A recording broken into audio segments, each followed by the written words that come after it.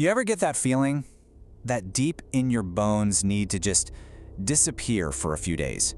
You're totally burned out, the world is too loud, and all you want is to just pack a bag and head for the quiet of the wilderness.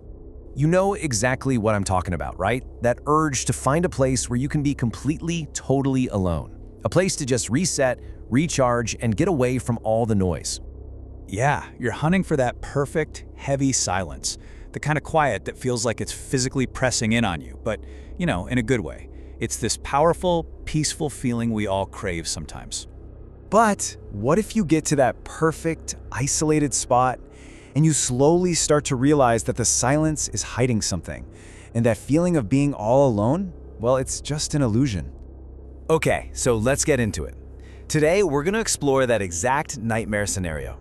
We're looking at 3, frankly terrifying true stories from people who went looking for solitude and found something else waiting for them in the dark. Look, there's something magical about a solo trip. It's just you and the wild. But that very silence you're chasing, it can start to curdle. It can turn from peaceful to menacing, especially when you get the feeling it might be hiding a threat.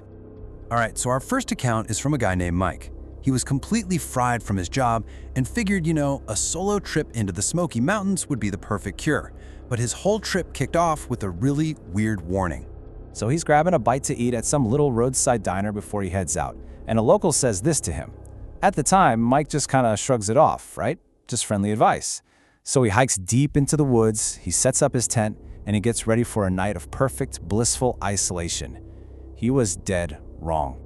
Just as the sun is setting, a man just appears at the edge of his camp and asks him if he's alone. Smartly, Mike lies, says his friends are on their way. The man just melts back into the trees. But the terror was just getting started. For hours, Mike lies there, completely frozen, just listening to footsteps circling his tent over and over. At one point, he hears a man exhale, a sound so close it was like his cheek was right up against the other side of the tent fabric. He doesn't hear anything else until dawn, when he hears them, and it's multiple sets of feet, running away. He waits, finally feels safe enough to go back for his gear, and it's all gone. If that wasn't creepy enough, this next story takes us into the woods of North Pennsylvania. This is where a solo hunter finds out that the threat wasn't just some random encounter. It was living out there, and it was watching him with a very, very specific and chilling purpose. It all started subtly. He finds a ladder stand he's never seen before, and there are no tracks in the snow leading to or from it. Weird. Then he sees him, a man just watching him from behind the trees. As he starts to head out, he finds these disturbing markers, dead animals hanging from tree branches by wires. But the breaking point, the moment that just chills you to the bone, is when he finds his own backpack. He'd left it secured up in his tree stand. Now it's on the ground, and all of his gear is meticulously laid out in the snow, like someone took inventory. As he's practically running for his life, he sees the man one last time, at the edge of the woods, just making a slow, deliberate slicing gesture across his own throat. And the description of this guy just makes it all the more terrifying. He didn't belong there. This wasn't another hunter. He was pale, unkempt, wearing a dirty hoodie, and he was holding a screwdriver. This guy wasn't there for sport. He was there for something else entirely, and our hunter was clearly the focus. Okay, so our final story, this one removes any doubt that these things are just random. We're going to a tiny, remote island off the coast of Maine, where a young man is about to learn that isolation offers zero protection, especially when you are the specific target. So he books this cheap cottage for a getaway. When he gets there, he notices this weird blue motorboat docked nearby, kind of out of place.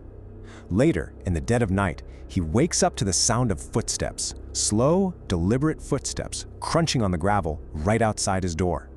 Then someone tries the doorknob, and when it doesn't open, they start banging hard on the door. He's trapped on an island, there is nowhere to run, and then the intruder speaks. He knew his name. Just let that sink in for a second. This was not a random break-in. This wasn't a curious local. This was targeted. The man had to have followed him, found him on this tiny remote island. I mean, think about the level of premeditation here. This person didn't live on the island. He got in that blue boat, he crossed open water in the dark, he came to that specific cottage, and he called Leo by his name. He wasn't just being watched, he was being hunted. So, what do these 3 chilling stories actually tell us? When you put them all together, they reveal this really disturbing pattern that just completely flips our whole idea of peaceful solitude right on its head. We go out into the wilderness seeking peace, right? We're looking to escape, and we feel safe in how huge and empty it all is. But the reality is, that very isolation is what makes us so incredibly vulnerable. It turns us into a perfect target for predators who are actively looking for someone who is completely and utterly alone. And that's really the core takeaway here. The biggest threat in the wild isn't always a bear or the weather. So often, it's another human being, someone who is calculating, who is patient, and who is just waiting for that perfect moment when you believe you're at your safest. Seriously, think about it. Have you ever been out somewhere by yourself and just gotten that weird feeling? That little prickle on the back of your neck that says you're being watched? These stories are a really powerful reminder to always trust that gut feeling. It might just be the thing that saves your life. And I'm just going to leave you with this one haunting thought from that first story. The next time you're all tucked away in your tent, enjoying that perfect silence, just remember that while you're lying there pretending to sleep, just beyond that thin wall of fabric, someone might be standing inches away, just waiting.